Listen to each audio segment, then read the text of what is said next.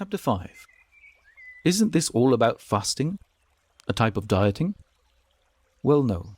The Tayyib way, like most Islamic things, is an easier and more fulfilled way of life. And fasting is a small part of a much bigger and more satisfactory picture. Let's consider the meaning of the word diet. Diet has two meanings. The first meaning is a phase of restricted or specific food consumption, whose main aim is to lose weight or avoid foods which cause an adverse reaction. You go on a diet. The second meaning of diet is what is generally eaten as part of everyday life. So carnivores like lions have a meat-based diet, while herbivores like cows eat plants. People are omnivores. We eat from different classes of food. And as Muslims, we are omnivores with additional rules. We avoid haram foods. We also have the choice to be vegetarian, as we know from the Prophet's words. So in talking about the Tayyib diet, I'm talking about the second definition, namely the foods we normally eat on an everyday basis. It's not a phase, it's a lifestyle. And the Tayyib formula has a number of components, each of which can be worked with alone or in combination with the others. For example, choosing better ingredients, eating in a better way, when to eat, where, how, why, and when. Fasting is included, but with a clear view of what it does and how to make it easy and effective. The mindset is important too, finding the right mindset to take charge of your body's health in a way that is effective and not burdensome. And another part of the Tayyib way is to understand the basics of how your body handles exercise and growth and energy. Finally, we need to have principles of behavior which are consistent with our higher purposes and aims in life. In other words, Tayyib is connected to our very identity as Muslims. All of these things begin really with the mind. Managing weight and health is achievable if you learn methods that are both easy and effective. Tayyib also helps you to become more effective in life in general, because its principles and rules are drawn from the same basic places: Islamic teachings in the Quran, the Hadith, and by learned scholars present and past, and the commentary and input from medicine and science, which we have been encouraged to learn by Allah Himself. All these things come together in straightforward ways to make up a practical set of guidelines with solid foundations. Dieting, on the other hand, is a phase. It's a process which requires sustained mental effort to stick to it, and then becomes difficult to maintain after a while. Dieting doesn't really look at the general health, to be honest. If it does, it's mostly touted as an additional bonus to health rather than a target as such. Despite the claims made by the nutrition industry, there's very little evidence that some exotic berry or supplement or grain that they are trying to sell you has the specific power to prevent cancer or cause magical weight loss or some other condition. And different diet plans recommend or demand that you buy expensive or proprietary supplements or use dramatic efforts such as stimulants. Most diet pills contain high amounts of guarana or caffeine. And all these things do is push your metabolism higher, metabolism being the rate at which your body burns energy.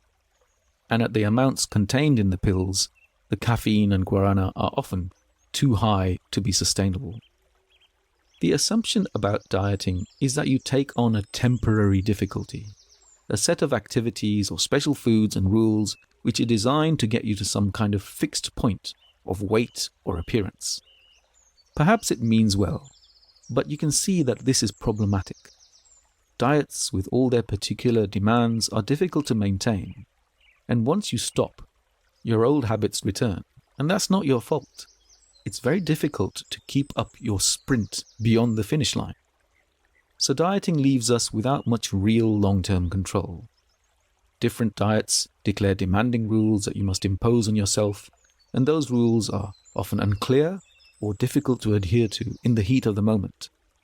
Take low-fat foods, for example. Fat is specifically responded to by the body as a sign of fullness and satisfaction. It's no wonder that avoiding fat causes people to crave more food. They're real and biological cravings. The body doesn't release certain key hormones indicating fullness if there is no fat in your food. What's more, low fat means missing certain essential fatty acids which contribute to mental health and emotional stability. The brain and the nerves, did you know, are mostly made of fat. And studies show how a lack of these fats can contribute to mental illness. So when we talk about comfort foods, this may indeed have some validity, a clue in the name. So, if you lack the fat, you start making up for it by eating something unofficial, like a biscuit, or by resorting to eating yet more fat-free foods. If it's healthy, it doesn't count, right? If it's not officially counted, it won't add calories, right? How quickly it all slips back. And if it's one of those diets which specifies how many grams or calories you have to eat, that's mentally demanding. You use your precious mental energy counting and adding numbers up in your head or using tables or elaborate point systems.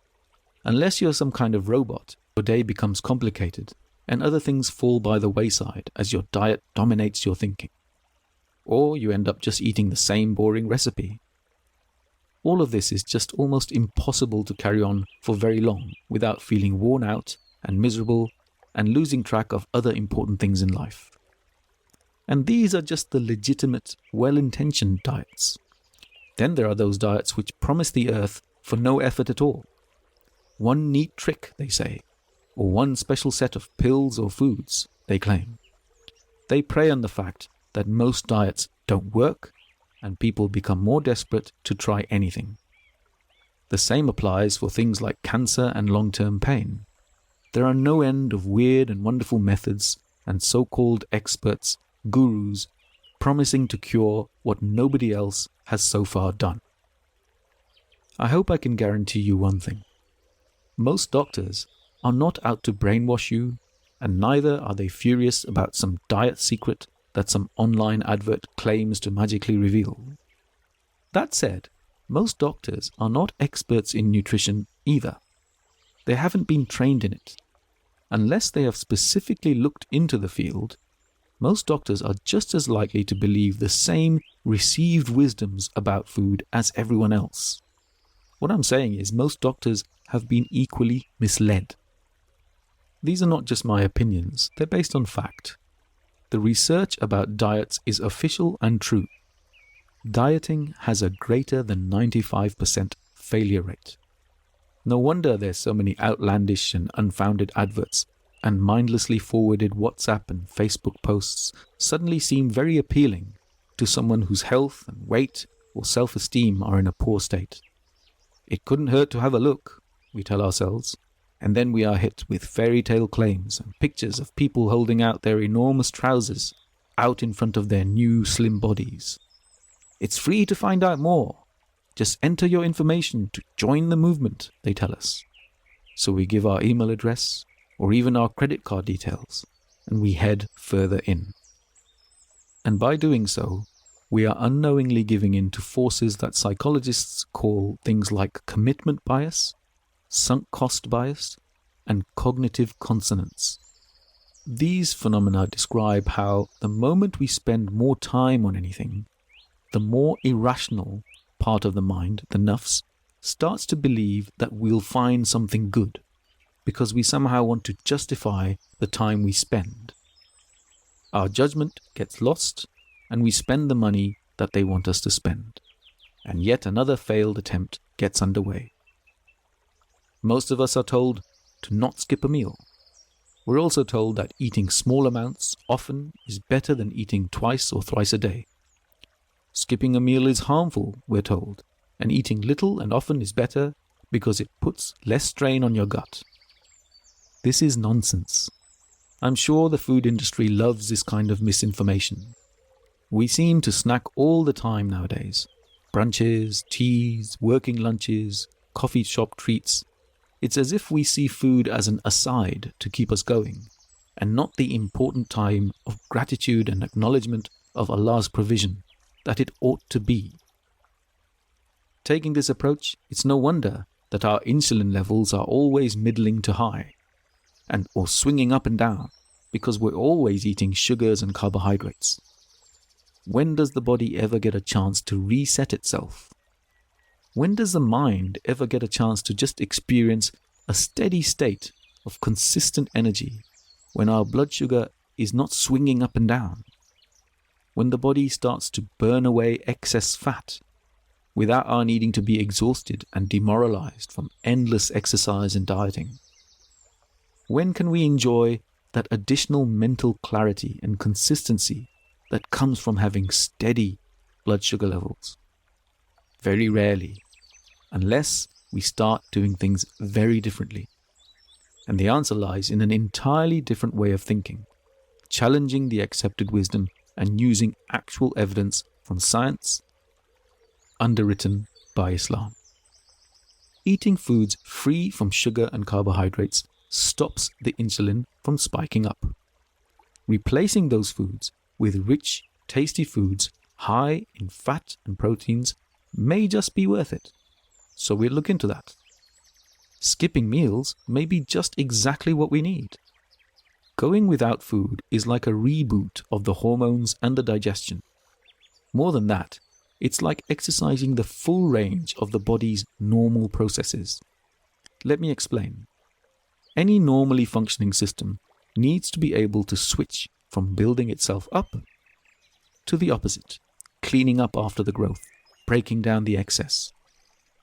And when we stay without food for longer than 12 to 16 hours, this switches the body to a state of cleaning itself up from the inside through a powerful series of hormones and other signals which make it easier to fast, not harder. And this doesn't happen from calorie restriction, where diets where you still have to eat. All those do is make your body go into slower building mode, a reduced metabolic rate. That's not what we want. We need to skip food. That's one way to make sure that the switch is flipped. With full fasting, the evidence is clear. Metabolic rate actually goes up by up to 13% after 3 or 4 days.